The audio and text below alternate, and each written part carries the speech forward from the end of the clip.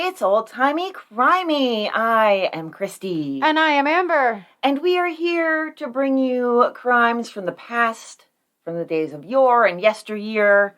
We have quite the trek into the deep south today. Yes, we do. To talk about, I couldn't, in my title for my show notes, I couldn't decide between a ballsy belle or the belle from hell. But she's definitely a southern belle. That joke will make more sense in a few minutes.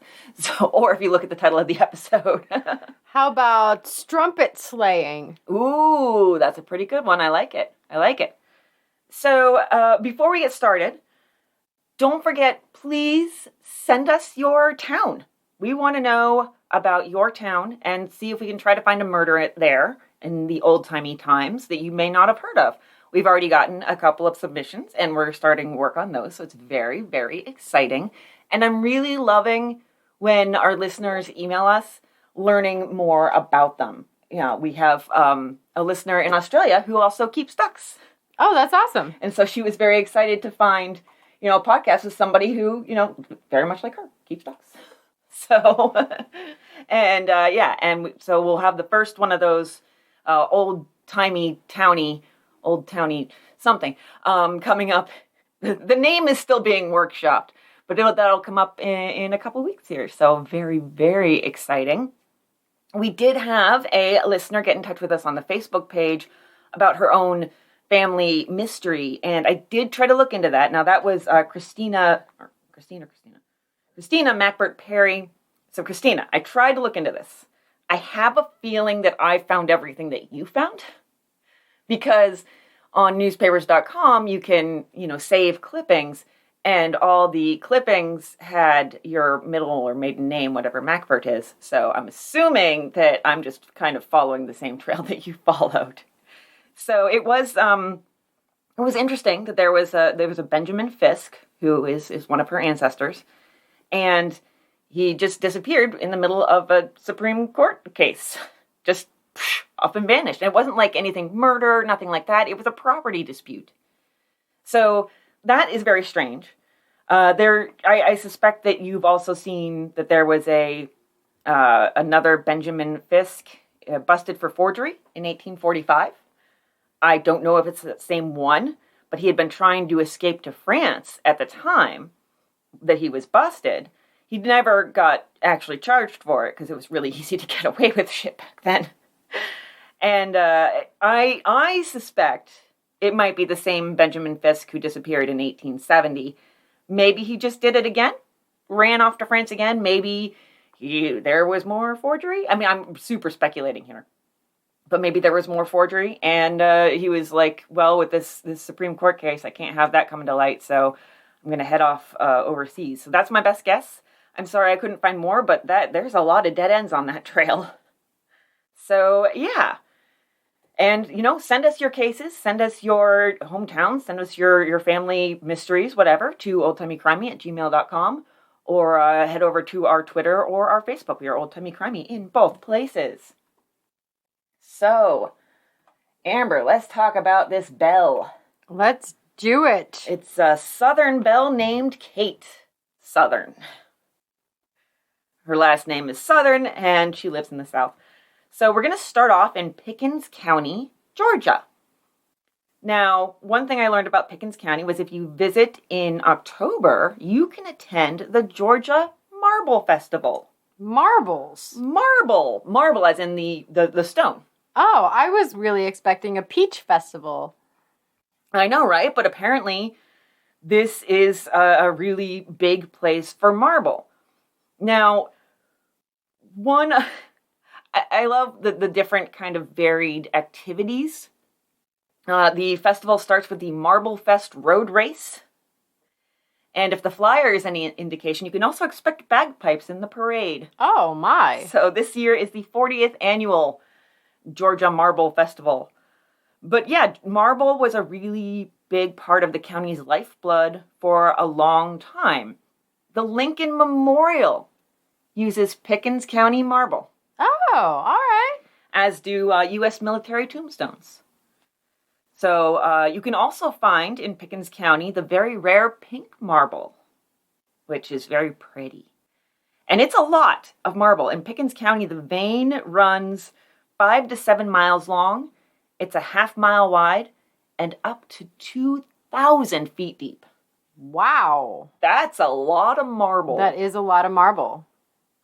So into this community was born Catherine Hamrick, also called Kate or Kath. We're going to go with Kate because that's just the most frequent name for her. Her father was well off, and Kate was called, quote, pretty strong-willed and impetuous, but generally liked. Over on A Murder by Gaslight, they have her described as slender and beautiful with dark eyes and luxuriant auburn hair. And of course, we get some notes in the newspapers about her fine, supple figure. And one paper called her the Belle of the Mountains. So I did see a newspaper article that said that her father was one of the best men of the county and that she was beautiful and dignified and generally considered a good Christian woman. Very much a good Christian woman. In fact, she kind of frowned on such activities as dances and balls, which is rare for this time period. We're talking in 1876 is when a lot of the events here are going to happen, or at least when it's going to kick off. So she found a man named Bob Southern, who, according to the New York Daily Herald, was a handsome, reckless fellow. Another newspaper called him a handsome, dashing mountain buck. There you go. So we've got a buck and a belle of the mountains. So he fell for her, and she was smitten with him. And in the fall of 1876, they married. He was 20, and she was 18. However, it seems like for at least some of the relationship leading up to the marriage, there was another woman sort of dancing around the periphery and spending some time with Bob. Her name was Narcissa. Now, the last name depends on what newspaper you're reading. I think I go with Cowart, Cowart, who Murder by Gaslight tells us was pretty plump and blonde. So everyone's pretty and handsome and just running around in their pretty dresses with their giant hoop skirts, and it's very Southern. Southern. So the timeline's a little uncertain, but it seems like the Southerns had been married for maybe about a month when all of the big stuff in this story went down. So a lot of Narcissa's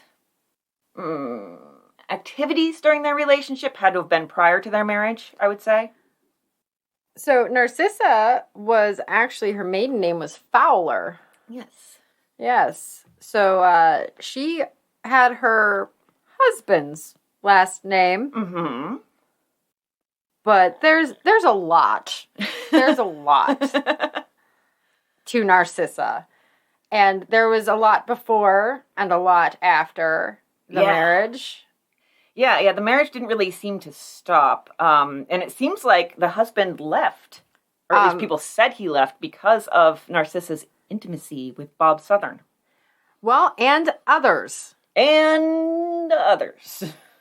So when the timeline that I had read was Narcissa got married, and soon after she got married to her husband, Scott, she started sleeping with other men, and that she was so outrageously unfaithful to him that he just up and left.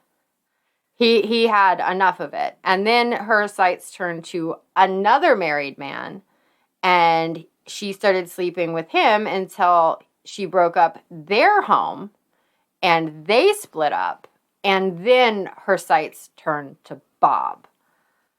She has quite the romantic history, shall we say? I don't think romance is involved. She has quite the sexual history. There we go. That's better. Loves her a married guy. I think Bob marrying Kate only made him more attractive in her eyes. Mm-hmm. She was like, oh, okay, target acquired. You got married? All right. She seems to really just be attracted to things that she should not have. Yeah. I don't want to say she can't have, because obviously she's proven that she can. She can. But things that she should not have is really what strikes her fancy. Mm-hmm. And it seems like Kate definitely knew about this. She had heard some information about Bob and Narcissa out walking together in the woods. Maybe it was nutting day. Who knows? There was probably lots of nutting days. There was probably. And so after they married, Kate talked Bob into moving 14 miles away, specifically to get away from Narcissa. So she was doing some crazy stuff. Not only these walks in the woods, but Narcissa went to Kate's father and said, like, and this was before they were married, went to her father and said to Kate's dad that all these terrible things about Kate and that Kate was the one whoring around and that he should not allow Bob to marry Kate because something bad would happen to Kate. Huh. Oh, there's going to be some bad things happening. So she was basically a veiled threat of, look, Pops, if you allow your daughter to marry the man that I want, something bad might happen to your daughter. Something bad. That's a nice daughter you got there. Be a shame if anything happened to her. Pretty much. Like, this bitch was crazy. And yeah, Kate's little sister said basically that Mrs. Cowart had slandered her sister and used every device to separate her from her husband. So Kate was not happy about this, and I think she did have a jealous streak, but it was justified in this case for sure. It was super justified. Yeah. There were several scenes, as we learn from the newspapers, which to me implies that she caught them walking in the woods or doing whatever else they were doing in the woods and confronted them. It's not really clear, but it seems like these scenes, like every time she caught them, just seemed to stir things up more. Made Bob more brazen, made Narcissa want Bob more. You know, it just seems like the more drama that fed into it, the more these two were like, yeah. Oh, they loved it. They loved it. They loved the drama. So from the book, The Sad Case of Mrs. Kate Southern, there was actually like a story of how their conversation went. So Kate was at home and Bob was out all night and he finally comes back and Kate is like, you need to stop doing this. Tell this woman to get away from you because you married me. I am your wife. I am at home waiting for you. Don't you think I would worry about you? Yeah. And he's like, well, if you're so worried about it, just stop listening to what the neighbors are telling you. And she's like, no, you're my husband. You are supposed to be with your wife. And he's like, well, I didn't realize when we got married that I would have to still court you. And she's just like, excuse you? Am I not still courting you? Am I not still making your meals and keeping your house? Excuse you. And he like kind of like shut it down and was just like, the only problem here is that you're listening to what people are telling you I'm doing, which I am doing. Yeah. The problem is not that I am doing these things, or specifically Narcissa. The problem is that you're listening to people when they tell you the literal truth. Stop doing that. Come on. If it bothers you to hear the truth so much, just stop talking to people. Don't get hysterical. Yeah, like the account of the conversation really, really irritated me. I can see that and I can feel it too. I'm like, ugh. If it's such a problem, just don't pay attention to it. Right? If you don't like that I'm sleeping with other people, turn a blind eye. Come on. What are you doing, lady? Trying to mess up our happy home here. So yeah, this is not what you want in the first couple months of marriage. And Kate, it seemed to really affect her physically and mentally. She was having seizures. Sometime in December, in the lead up to everything that happened, she was said to have had 3 in one day. Her condition was called nervous and unbalanced. But as all this is happening, Christmas is coming. It's a time for presents and punch and parties. And so Kate's family held a Christmas ball. And without realizing it, all 3 corners of this love triangle were going to be there. Kate and Bob had decided to visit her family for the first time since they'd moved And it just so happened to be the day of the ball, which she didn't even know was going to happen because she didn't like them. So they weren't like, hey, Kate, come to our ball. She wouldn't have come if she'd known. So she is at their house and she asks her family, what are so many people coming in for? And she finds out it's the ball. She threatened to leave, but they begged her to stay. And I bet a lot of people regretted that later. It would be, as one can guess with these particular flames that are flickering here, quite dramatic. As the Daily Herald tells us, quote, no one suspected the extent to which the devilish spirit of jealousy had taken possession of the wife. Oh, please. Oh, please. Maybe the devilish spirit of his penis should stay in its pants. Maybe, just maybe. This whole thing irritates me. This whole thing. So, Narcissa is invited to this ball. Or some people say she crashed it. There were two different sources there. Regardless, Narcissa shows up. And she shows up with a man, too. She has a man named Lewis. She's on his arm. Not for long. Because she has her laser sights on Bob.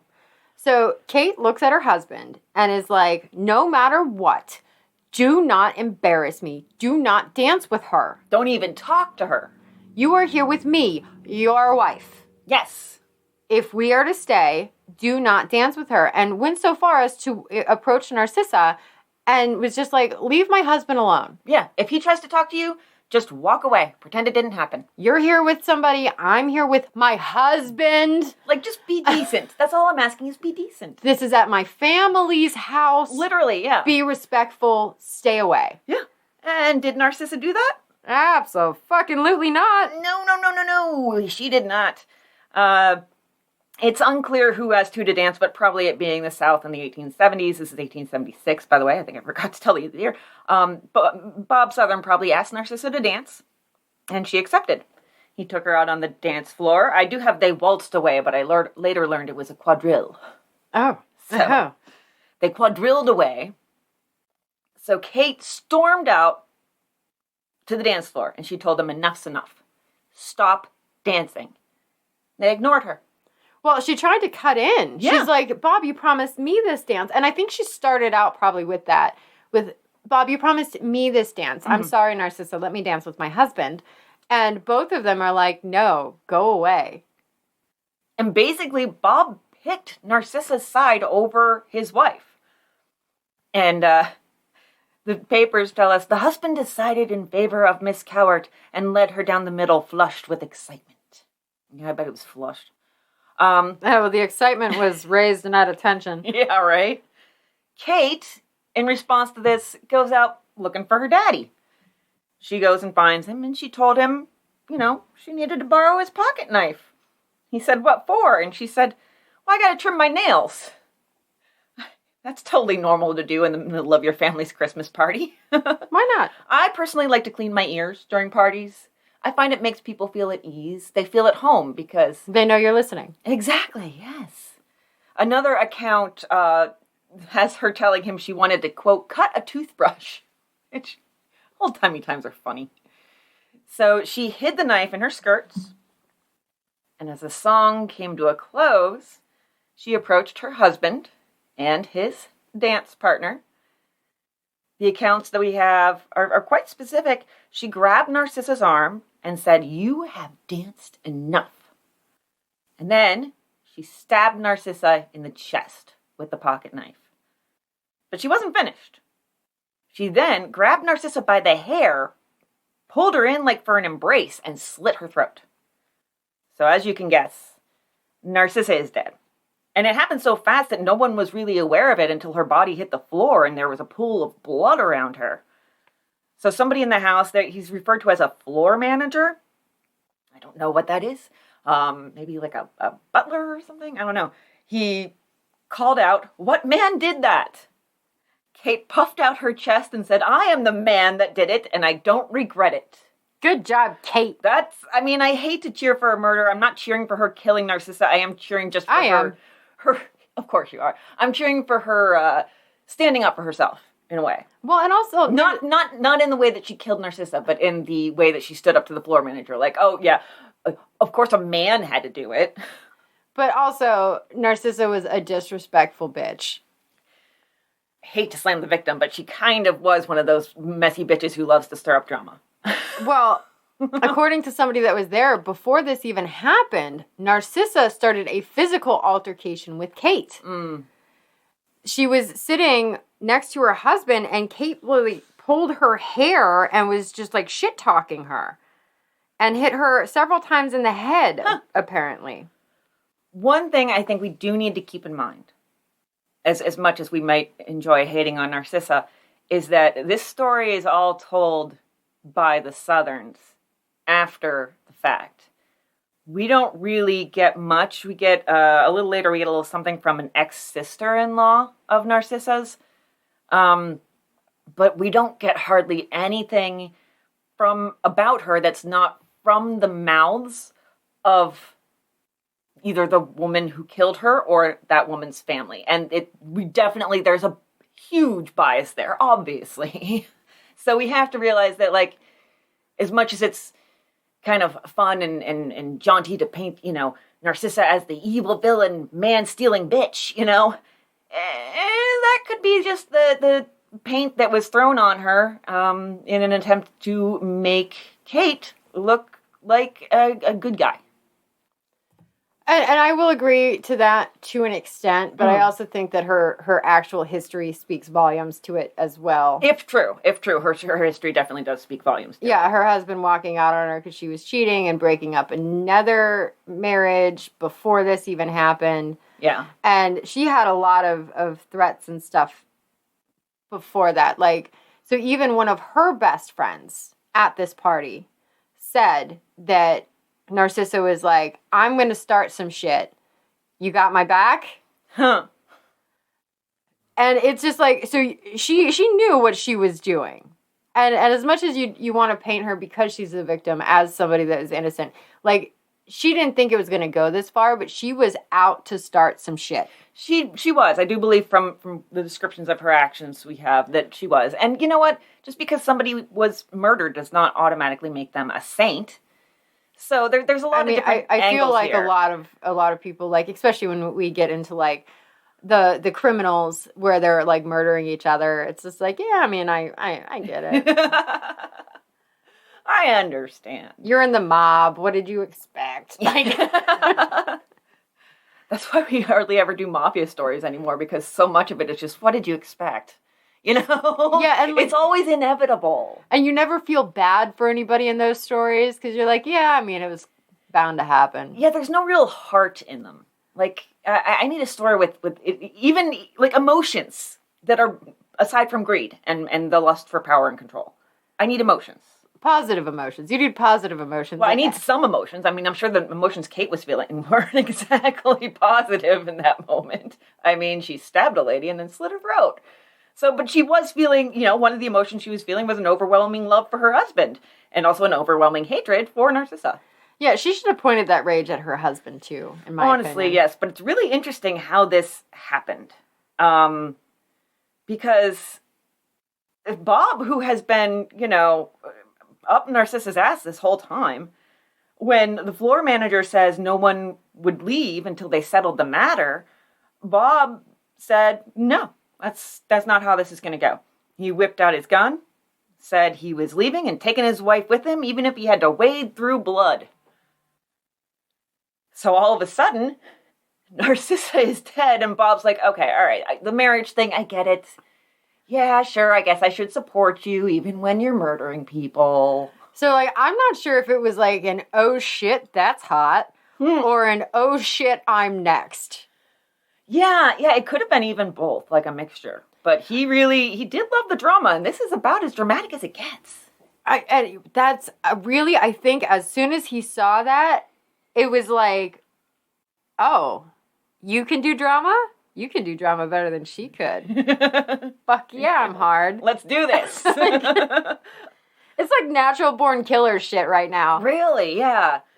So, Bob's brother, Jim, had his back, and between the two of them and their guns, they managed to get out of the party with Kate.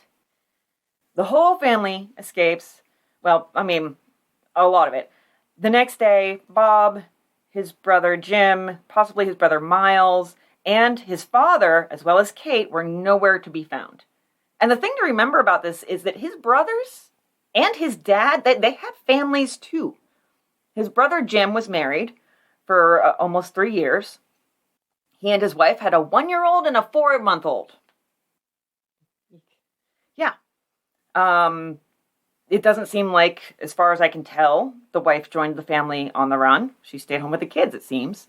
And Miles, the other brother, he was married, had no children that are listed as of yet, but that doesn't necessarily mean anything. And they also these 3 were the eldest of the 10 Southern kids. So Bob's father went with them, leaving behind his wife and the other 7 children, the youngest of whom was 15 months old. So lots of leaving babies behind here. Lots of leaving babies behind, because I think all the men in the family like the drama. It does seem that way, yeah. They really, really closed ranks around Kate. They circled those wagons and circled them good. So both the governor and Narcissa's father offered rewards. The governor offered $150, which is $4,200 today. Narcissa's father offered $250, which is $7,100. But at this point, the Southerns were in the wind. There were attempts to track them, but nothing really came of it. Little of this was mentioned in the press, but while they were away, it seems like Kate's little sister, who was 14, was brought to account for whatever part she was suspected of playing in this crime. She was considered an accomplice. Yeah. She said that she was just getting into it and trying to separate the two, but it looked like she was also trying to attack Narcissa. So she got 2 years as an accessory. And according to one account, she was maybe kind of an accessory. Yeah, it really depends on almost the angle that you viewed this attack from, whether she was trying to calm things down or help stir them up. Yeah, because one account was it looked like Narcissa was going to get the upper hand on Kate, and then the sister distracted Narcissa, and then Kate started swinging and didn't stop swinging until the fight was over, very final. And by swinging, you mean stabbing. Yeah. But that doesn't make sense to me because Kate wasn't swinging. Unless they just didn't realize she had the knife and then did the one to the chest and then the neck. I mean, they might not have realized that just this past week, when Salman Rushdie was attacked, initial accounts were uncertain whether he was punched or stabbed. Yeah. I mean, we now know he was stabbed, but initial accounts, they were like, oh, he might have been punched, he might have been stabbed, and it was like, you would think they would know. So, I mean, it is very possible that from an angle it looked like it was punches being thrown. Or a girl fight, because she did grab Narcissa by the hair. Yeah, and everything seemed to happen pretty quickly. She's a polecat, this one. Yeah. I don't think the sister should have gone to jail, because I don't think she knowingly was being an accomplice. I think she was like, oh my gosh, guys, what is happening? Don't hurt my sister. And maybe grabbed her by the shoulder or something to pull Narcissa away from her sister, not realizing what was going on. Or just assumed from past history that Narcissa was the aggressor. Exactly. So, I don't think that she intentionally was an accomplice, but she may have distracted Narcissa enough that Kate got her opening. Yeah, without intending to. The Southerns were on the run, and a year and a few weeks pass. It's early winter, 1878. There is a detective named W.W. Findley, a gentleman of great energy and nerve, as he's described. And he was living about 45 miles from Pickens County, right by the border with North Carolina. And he caught word that the Southerns were living and farming in the town of Franklin, North Carolina. It's a little over 100 miles from Pickens County. So the detective got all the papers he needed. He gathered up some men, get yourself a little posse, and he headed to Franklin, where he found nothing. The Southerns had fled their farm just that morning, whether they caught word that he was coming or it was just happenstance that they were determined to keep on the move, uncertain. So he tracked them, this detective, Findley, After about 5 days, he managed to catch up to them 50 miles away in Murphy, North Carolina. I wouldn't think it would be hard to find them there.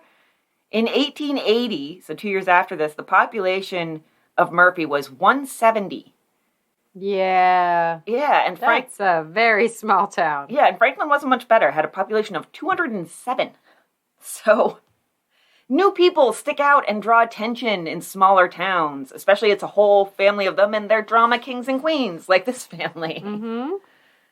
Although some accounts say that they, quote, traveled in such force that they were able to prevent any searching inquiries into their affairs, but the people of the districts able to prevent any searching inquiry into their affairs. But I guess when traveling with such force, maybe you hop a toll gate here and there. And so when traveling to Murphy, they just bypassed the toll gate and didn't pay, and they ended up having a back and forth with the toll gate keeper.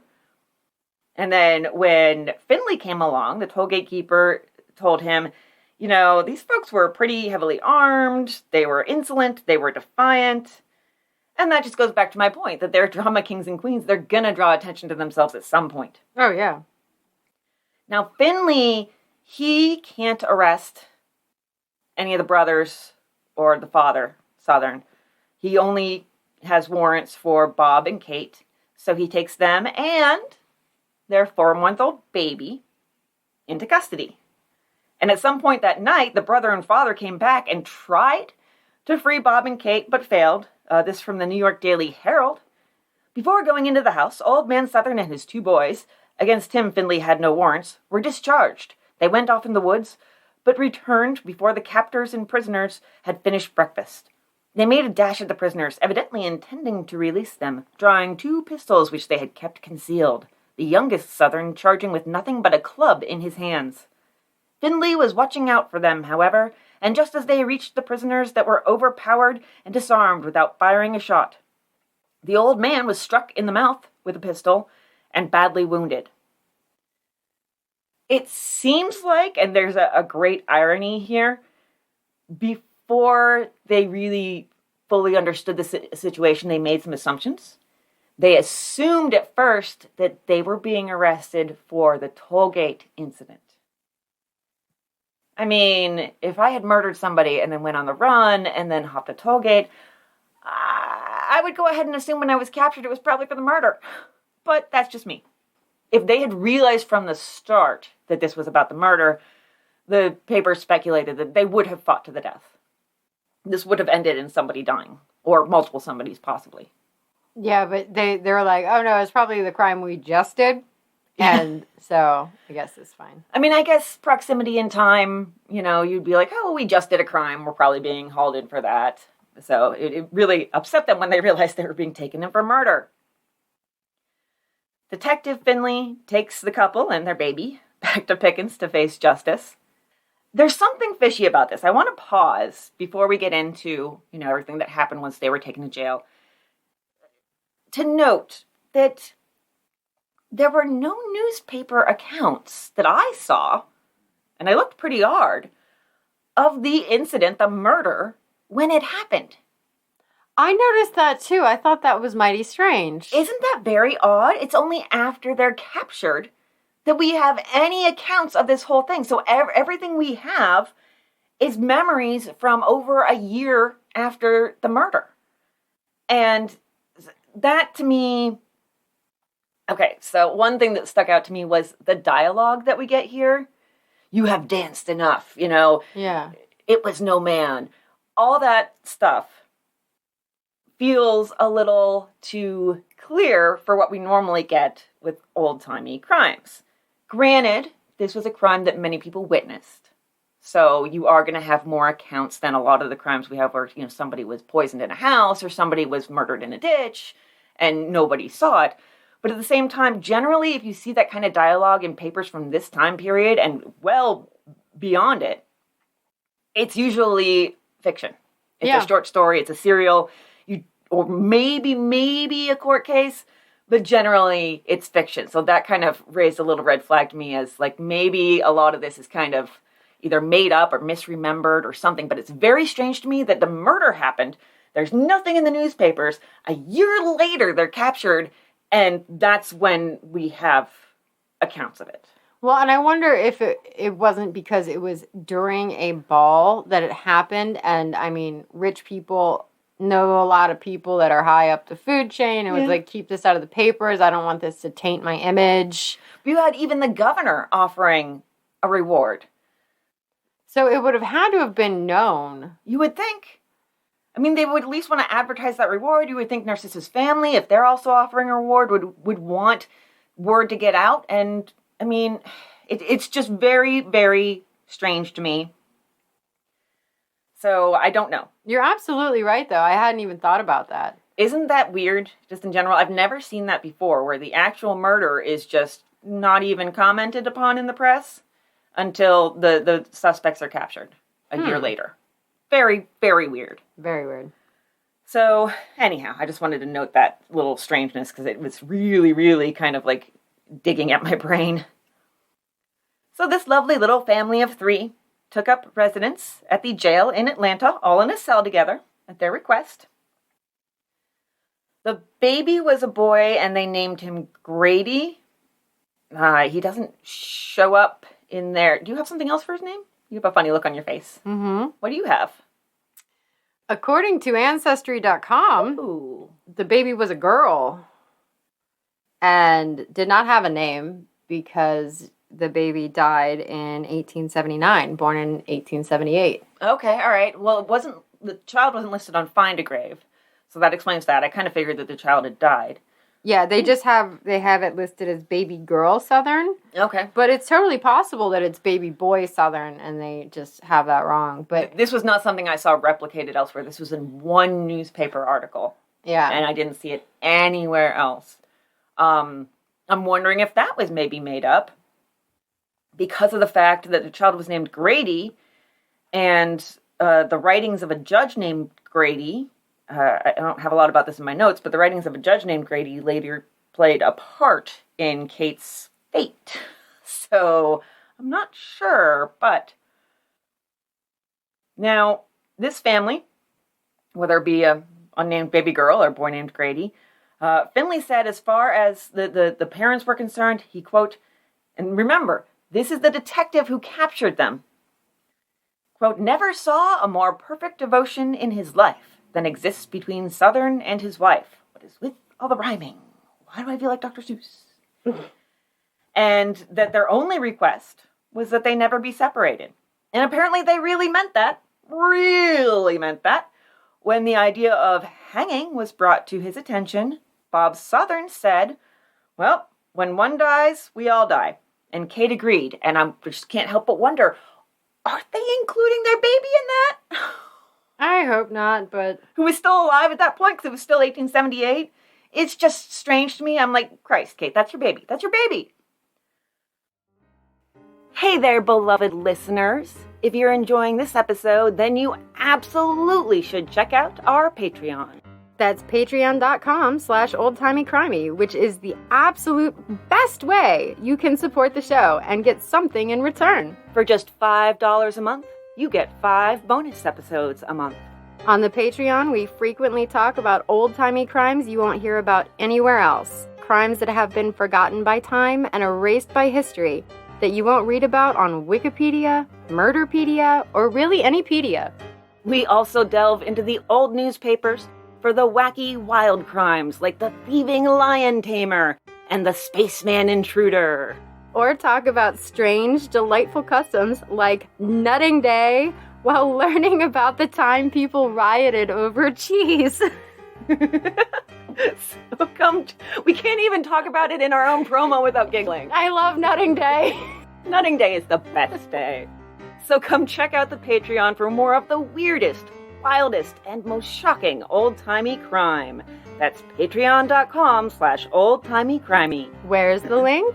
In the show notes. I knew I was not going to get through Nutting Day without giggling. As the news spreads, there are a lot of questions about what will become of Kate. Will she be hanged? The newspapers tell us that most people in the area thought, yes, she'll be hanged. But the journalists remembered the outcry the last time a woman had been sentenced to the gallows, and doubted that any judge would go through that again. Now, according to the papers, this is all very confusing, but at that time, there had only been one hanging of a white woman, they take pains to specify that, in Georgia, who was named either Nancy or Susan Eberhardt, and was hanged along with her lover as they'd murdered his wife, who was a bedridden paralytic, together. It's really kind of confusing. I couldn't find a whole lot of records of that, aside from the articles that just mentioned her many, many years later. But Polly Barclay was hanged in Wilkes County, Georgia in 1806. And I saw one modern source that another woman was executed. So really, it's happened more than the papers are reporting. Just for some reason, I don't know why.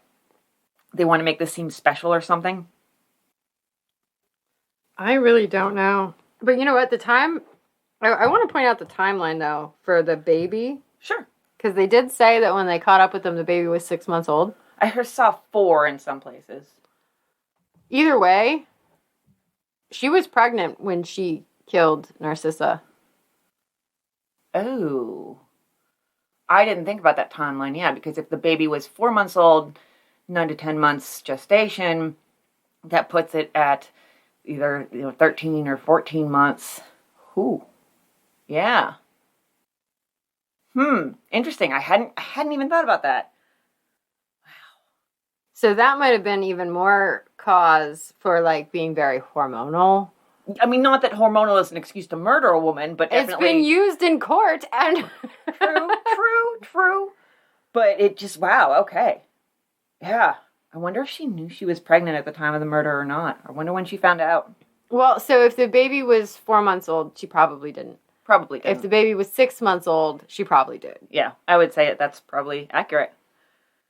One thing that really drove me batty, aside from the fact that when the actual murder happened, there was no coverage, was that a lot of articles, most articles, basically just told you about the final outcome of the trial and said something along the lines of, the trial was intensely exciting. But they don't actually give you any details, which drove me bonkers. I hated that. It's like, boy, you should have seen that trial. And in other news. Right? Bastards. But the Memphis Daily Appeal has my back. Thank you, Memphis Daily Appeal. They actually had details. They sent a reporter to the trial. Narcissa's family hired... Remember, everybody here is rich. Narcissa's family hired 2 attorneys to help the Solicitor General, which apparently was a thing you could do. I doubt you can still do that today. It feels a little bit like generally the people on the state side are appointed or elected. Now, and the Southerns and the Hambricks, which was Kate's family, hired 5 lawyers, quote, comprising the very best talent of the upcountry. And this team was headed by Congressman H.P. Bell. You would think this would give her an advantage. No. Over on Murder by Gaslight, Robert Wilhelm tells us that one person remarked that it would have been better to have no attorney whatsoever. Yeah, I did see that. So I was looking in the book that is very, very tiny print and hurts my eyes very much to see what was so exciting about the trial. And it seems that the most excitement from the trial was Kate fainted. Ah, yes. And that is always just a doozy. And she did have her baby with her the entire time, in her arms. A description of Kate at the trial. She was thinner than she was when she was captured, but her form is still shapely and rounded. She was bent slightly forward and had a not ungraceful stoop in the shoulders. Her face was exceedingly white, and her cheeks glowed with a hectic color. I don't understand how a stoop in your shoulders can be not ungraceful. But you know, so like she was holding her baby, so I bet her shoulders were kind of like rounded to like protect the baby. It's kind of like a natural thing where you kind of move your body to shield. Yeah. So, I mean, it could be like a motherly stoop. Yeah, sure. Okay. All right. I'll accept it. it does seem like, aside from the fainting, she was pretty chill and just kind of soaking in the vibe, chatting with her friends and family through most of the trial, which had to be such a contrast to all the testimony about her jealousy, which is described as amounting, quote, almost to insanity. Another quote from the newspaper, her hatred of Miss Cowart was furious. In July, it was proved that she had said she would kill Narcissa Cowart if she didn't let Bob Southern alone. It was proved that she had frequently said she would cut Narcissa's heart out if she ever tried to come between Kate and her husband. It was further proved that after the killing, she said to her mother, I am glad she is dead. I intended to kill her a long time ago, and I'm glad I've done it at last. Seems a little not remorseful. Not remorseful at all. Around this time, the defense tried to change the plea to insanity. And again, over on Murder by Gaslight, Robert Wilhelm says that the mere suggestion was met with jeers from the prosecution. At another point, the newspapers have the defense begging to change the not guilty plea to one of guilty, but instead plea down to voluntary manslaughter instead of murder, and that was also not even considered. It was just a complete shit show from her defense's side. And part of that was how the legal system worked. Nowadays, you have discovery, where if the prosecution has some evidence, they have to send it over to the defense. That was not a thing back then. So the defense had no idea what witnesses were going to come up. They had no idea what evidence was going to come up. They were just flying completely blind. Nothing. They had no information. And they had no witnesses of their own either. This is where we get a little bit of testimony regarding Narcissa's character. I mentioned her ex-sister-in-law. She said Narcissa, which I'm assuming is her husband who left her, the sister of him. Narcissa had men over at night all the time and was, quote, not only unchaste, but grossly so. She's grossly unchaste. I love the phrasing there. It's very evocative. And then it's time for the closing arguments, and we're not paying all these lawyers the big bucks to keep quiet. 7 speeches. 7 speeches. I mean, they're lawyers. Just have one from each side. I draw straws, take a vote, something. No, everybody gets a turn to talk. Everybody gets a turn to talk. In the early days of summer in a Georgia courthouse in the 1870s. Oh, I bet it smelled good in there. And it was 5 days of trial. So yeah, I bet it smelled good. A few hours of deliberation. The jury came back with the verdict. Guilty of murder, and sentenced her to hang. And she had her baby in her arms when she was sentenced to death. One newspaper article did hint that she was pregnant again.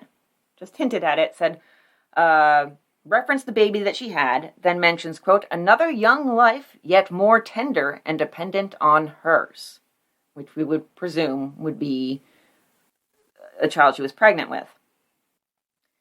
And this is where she really, the vibe just falls apart for her. Quote, at this time, Mrs. Southern broke down for the first time since the trial had opened. She fell forward over the child in her lap and gave way to terrible sobs. The scene was fearful. From the judge on the bench to the bailiff, there was scarcely a dry eye in the room.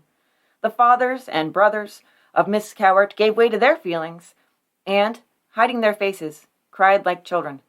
Every moment or so, Mrs. Southern would strain her baby to her breast and rise as if she was going out, and then fall back in her chair, bend forward, and sob again. Apparently the baby was just the complete opposite. Unusually cheerful, babbling, and, grabbing at things, which is kind of darkly hilarious to me. Like the contrast, I really enjoyed that in a grim sort of way. Kate was sentenced to hang in 1 month and 9 days, although there were already motions for a new trial, which would delay that. And the thing is that this was, by law, you had to execute the sentence, as the law put it, between 30 and 60 days from the session of the court. They were like, once you're sentenced to hang, this is happening in a month or two. It's said that only executive clemency, so the governor coming down and saying, okay, don't hang her, would save her. And the current governor, the newspapers told us, doesn't like to interfere with the judiciary. Yet he does. So in this case, he does. A little 10 days after receiving the death sentence, the governor commuted her sentence to 10 years in prison. Everyone had been lobbying for this. Quote, an immense pressure for commutation was brought to bear on the governor, and his decision gives the liveliest satisfaction. Everybody, nobody wanted to see her hang. Nobody. Well, except for 2 of the jurymen who said before they even were put on the jury that they were going to sentence her to hang. Yeah, we kind of try to avoid that these days, but back then they were just like, that's fine, okay. On to the jury with you. She was almost like a star. After the commutation, she still had to go to the penitentiary, so she's taken to Atlanta to be put in the penitentiary there. And the newspaper, the Atlanta Constitution, tells us of the absolute scene. It is hilarious and weird, and I love it. Such a crowd as rarely ever assembled in this city gathered at the depot to see her. The police captain succeeded in getting her to the ladies' waiting room when the jam became so terrific that the doors were locked, and he, mounting a window, appealed to the people to be quiet and not crush the door. He promised them if they would allow the police to make a way through the crowd, he would bring Kate Southern out and take her to the train. Otherwise, he would keep her in the waiting room all night. They do manage to get her on the train, but the crowd is still holding things up. So they promise that if people will behave, they'll let everybody file past her window and see her. Quote, the window was raised and the crowd gazed on her in silence, each man passing by the window after he had seen her. She's got her baby and Bob next to her, and she's by the window. Now all these men are just walking by and just like staring at her through the open window. How creepy would that be? So creepy. It's so weird. The penitentiary was not quite how we think of it. It was some sort of a camp, and she was giving a house. She was given a house. Yes. And she lived in the house with her baby. She was put in charge of sewing for the convicts. This was also the same penitentiary where her sister was incarcerated. So, whole family reunion, and Bob's there too. Of course, when the husband of a murderer comes to the penitentiary with his wife, what do? You employ him as a guard. Because that makes sense. He was going to be there for the conjugal visits anyway. I know. But, seriously, conflict of interest. He's probably like, look, I'm going to be here a lot. You got a job? I'm going to be living right there. I'm going to be in there whether you like it or not, so you may as well let me guard the ladies. I am surprised that they didn't try to make a break for it. I was very surprised by that. They got a free house. I know, right? Everything was pretty much what they could have asked for. Yeah. They weren't being super punished. Eventually, another position came around, and Kate was placed in the household of some other high-up dude and was working as a domestic servant. Bob found other work in Atlanta. In 1882, just 4 years after she started serving her sentence, Kate got her pardon, and they went back to Pickens County. They lived there kind of peacefully for a while, had 5 other children at least, who all survived to adulthood and beyond. What are you giggling at? Also, in 1882, when she got her pardon. Uh-huh. The pardon was from Governor Colquitt. Uh-huh. She had her son, Alfred Colquitt Southern. And the governor who gave her the commutation from the death sentence, he had relied a lot on the writings of somebody named Grady, which is why they said she named her son Grady, but may have not made well, and it is possible that because so I went and I looked in the book just to see if they ever said son or daughter. They never did. So it is possible that they at least nicknamed the baby Grady. Yeah. And it's possible that it was a boy. Nobody knows. It does seem to be a thing that she did, where she named children sometimes after the people who had helped her be able to be free and have the children. 10 of them. 10 of them, yes. Oh, you had 10. Okay. There was only 5 listed on Find a Grave, so I'm glad you found the more. Oh, man. They were busy. At least 5 of their children survived to adulthood and beyond. I don't know about... I mean, obviously, the baby who was in the jail with them didn't make it. 1, 2, 3, 4, 5, 6 of them at least. Okay. All right. I have some others that were unknown with death dates, but at least 6 of them did survive. That's a decent rate. Not horrible, not great, but it's okay. 6 out of 10 ain't bad. It's not bad. Not bad for these days. Especially when you have a family that is kind of involved in illegal business. In 1886, Bob Southern got into a little spot of trouble. His brother had an illegal still, making some liquor, that was raided and seized. Now, that had happened in 1883. It wasn't until 1886 that it caught up to him. So what happened was, the brother, who's never named which brother it was arrested and transported to, for some reason, the home of a man who ran a government distillery? I don't understand any of that. Why they're taking... Is this man some sort of liquor official, and that's why they're taking him there? Are they just taking him there to give him a tour and show him how the big boys do it? What's happening? No idea. I don't get it, but Bob Southern and 2 other Southern brothers came to the house and stole one of the officer's pistols, made a couple threats, and then fled. That night, quote, a fine buggy belonging to the officers was slashed to pieces. It also seems like they slashed up the horse some. Oh. Yeah, it was very... But not the horse. I know, it was very unclear whether the horse even lived or died, but they did tie a note to his tail that warned the officers to stay out of their county.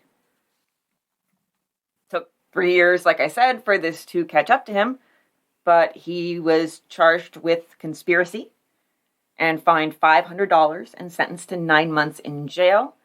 The Atlanta Constitution ends their article about this by saying, as to whether his wife can follow him to the penitentiary as he once followed her remains to be seen. No, she's probably going to stay home with the kids, I would think.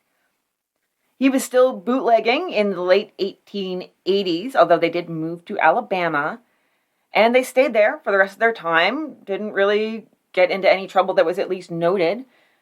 Kate died, age 68, in 1927, and just 3 years later, Bob died, age 74. That's all I have on the Belle of the Mountains. Do you have anything else? I do have a little piece that I had found. So one of Kate and Bob's children, Alden, his kids actually ended up being in the papers. Ooh, okay. So this would be Kate's grandsons. Alden had 3 boys, and the Southern brothers were actually quite different than Bob and his brothers. So these boys were very popular in school. They actually left school to volunteer in the Air Corps. Oh. And then they came back and finished going to school. And the 3 brothers actually sang together. They were notably good singers, and the trio would sing gospel music at different community events. There's something about this family that is really stick-togethery, you know? They're, like, loyalty to the family runs in their blood. Yeah. Well, and it was actually very sweet because I did see another article that one of the brothers was offered a pro baseball contract. Oh. And declined it so that he could finish his schooling. Oh. And I was like, oh, okay. So the good ones skip a generation is what happened here, maybe. Yeah, really. All right. That was really... Kate kind of fascinates me. She led a really wild life. I don't think she was wild, though. She wasn't wild. I think she was very much in love. But her life was wild due to the circumstances around her. And she was in love. I think it turned her wild. She fell in love with somebody that needed wild, and she had to stay wild to keep her man. Apparently, yeah. that was what was important to her. Yeah. Everybody's got their priorities. And I mean, I guess she kept them, so good for you. I do wonder if he continued stepping out, like, after, they were on the run or after they were out of jail. I'm sure he did a few times. And I'm going to say it because of the order of the kids. There was a couple times where there was a gap of like 3 or 4 years before they had another one. And I'm like, he stepped down. She put the lockdown on that shit. Maybe, yeah. Don't make me kill another one, Bob. I could come up with conspiracy theories for days about why the actual murder itself was not covered in the paper. I don't know. Oh, I'm sure. Rich people, though. Yeah, rich people. So, I have 2 recipes actually for you. Okay. Do I have to eat them today? No, you don't have to eat them today. Okay. Which you should be glad for.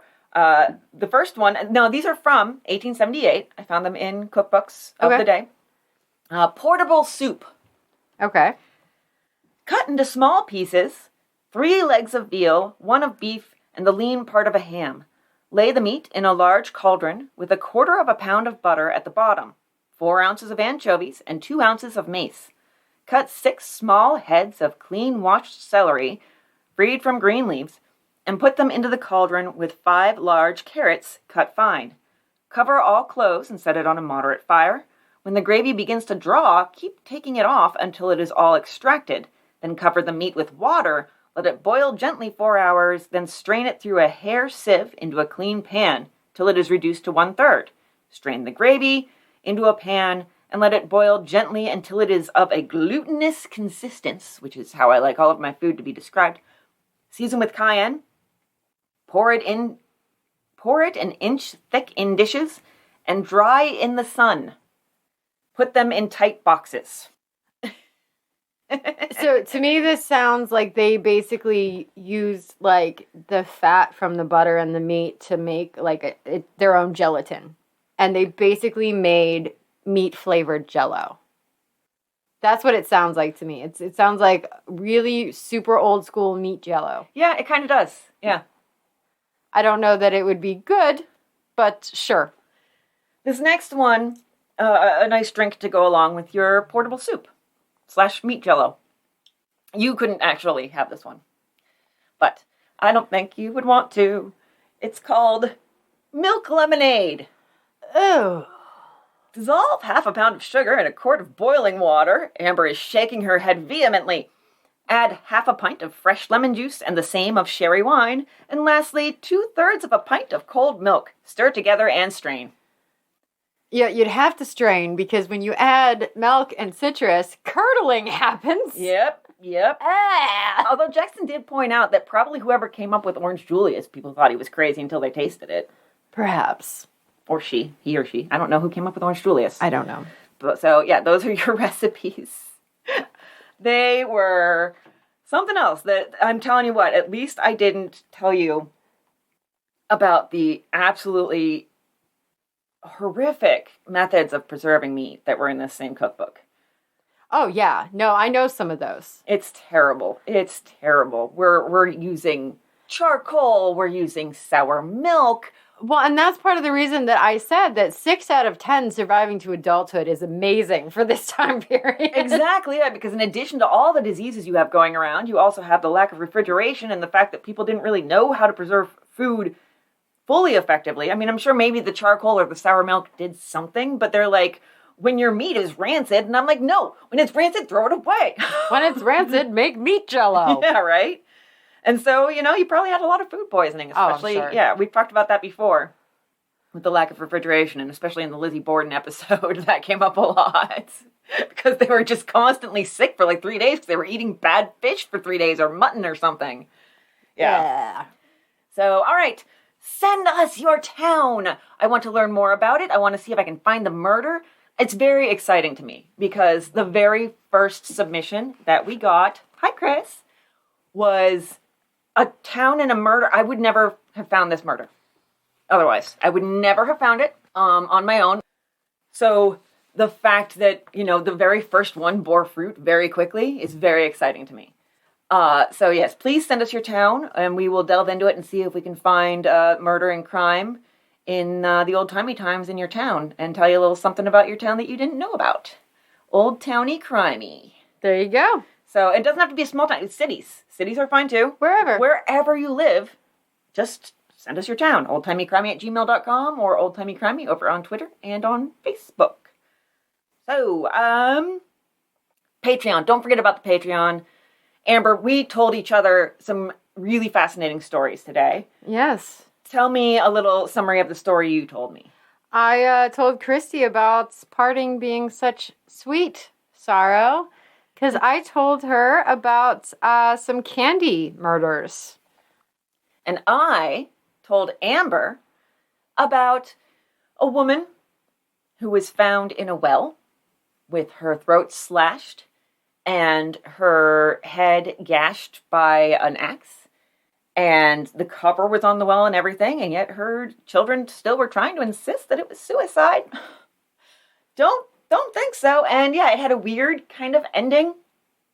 And then, for some reason, the name of the woman's daughter, when I looked into future newspapers, kept on popping up in relation to other crimes, but I'm never sure if it's actually her. It's hard to say, yeah. Yeah, because I wasn't able to find enough details on her. So yeah, she's going to be popping up more, or people with her same name in the future as we delve into those.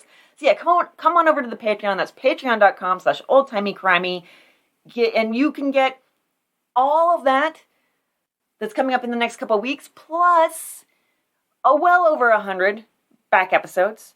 There's just so much there. It's super fun. We have a great time over there. You should come join us. And yeah, that's all my stuff. So go rate and review. Don't forget to do that. It really does. Rate, review, subscribe, do all the things. Do all the things. It really does help. And yeah, okay. Don't.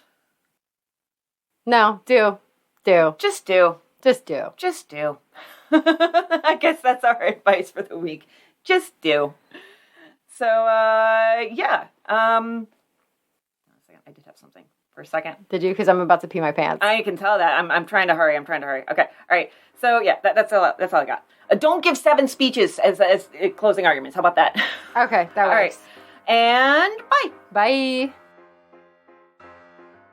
Sources. My sources this week are Wikipedia, Murder by Gaslight, and newspapers.com, and Library of Congress. Thank you, Chris Garcia, for the former. New York Daily Herald, Shelby Sentinel, Memphis Daily Appeal, I can't talk, Atlanta Constitution, and the Ledger-Enquirer. My sources are Murder by Gaslight, Find a Grave, Ancestry.com, Newspapers.com, Indiana State Sentinel, the Des Moines Register, Empire City Echo, Haleyville Advertiser, Homer Guardian, as well as the book that I did mention earlier. What the fuck's it called? The Sad Case of Mrs. Katie Southern, the Beautiful, Virtuous Georgia Wife. All right, and it's by Anonymous and most.